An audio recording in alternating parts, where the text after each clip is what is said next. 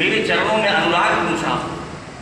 बहुत थोड़े से मैं बता सकता हूँ, बहुत थोड़ी सी बात है, कोई बहुत बड़ी बात नहीं। संत हंस गुण गाई पे बड़ी हरी बात बता। जो संत होते हैं वो हम होते हैं, वो मूल को चुन लेते हैं। भगवान राम कहते हैं मूल बातों को सुन लो आप। अगर मूल समझ में आ गया तो सब समझ में आ गया, अगर मूल समझ में नहीं आया तो सब कुछ समझ लिया जाए, कोई तर्क नहीं पड़ता। और हम मूल से चूक जाते हैं,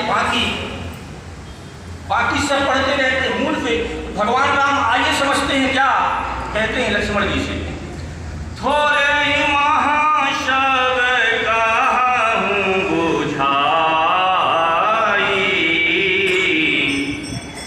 थोड़े महाशब कहूँ बुझाई, सुनहु तात मन बुद्धि चित लाई।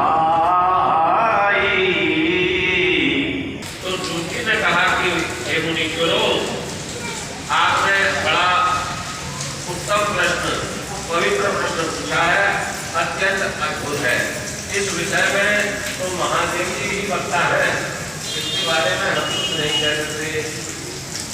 दूसरा कोई पुरुष कभी भी और कहीं भी इसका प्रतिपादन नहीं कर सकता। इस प्रश्न के समाधान के लिए भगवान शंकर ने जो कुछ कहा और उसे मैंने अपने गुरु जी के मुख से सुना, वह इस प्रकार है। उसी तरह कविता मैं वर्णन करूंगा। एकमात्र भगवान शिव ही ब्रह्म स्वरूप है। लोकाभिरामं रणरंगधीरं राजीवनेत्रं रघुवंशनाथं कारुण्यरूपं करुणाकरं तं श्रीरामचंद्रं शरणं प्रपद्ये। समस्त श्रद्धालुओं को जय जय सीताराम।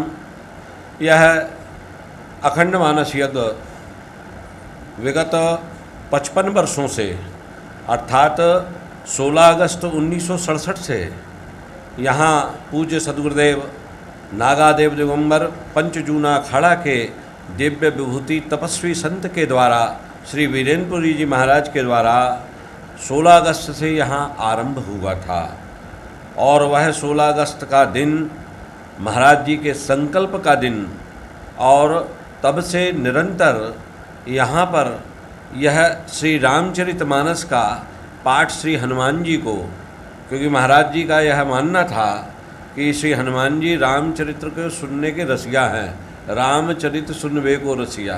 तो भगवान श्री राम की मंगलमय श्री राम कथा हनुमान जी को सुनाई जाए।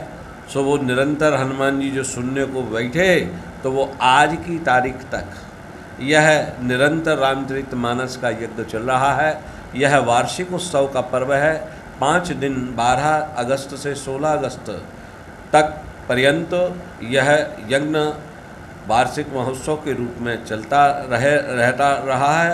और इसकी सबसे बड़ी विशेषता यह है कि यहाँ पर जो हनुमान जी की प्रेरणा से, महाराज जी के आशीर्वाद से जो नारियल रखे जाते हैं मूल रूप से कार्यों की सिद्धि के लिए, तो यह तो अपने आप में सिद्ध हो गया। यहाँ श्रद्धालु लोग दूर दूर से आकर के नारियल लगाते हैं, अर्जी के रूप में हनुमान जी से प्रार्थना करते हैं। फिर हनुमान जी कृपा करके उनको कार्यों को सिद्ध करते हैं। और फिर प्रत्येक मंगलवार और मंगलवार और शनिवार को सुंदरकांड का यहाँ पर सामूहिक पाठ होता है। और यह 5 दिन का यज्ञ चल रहा है।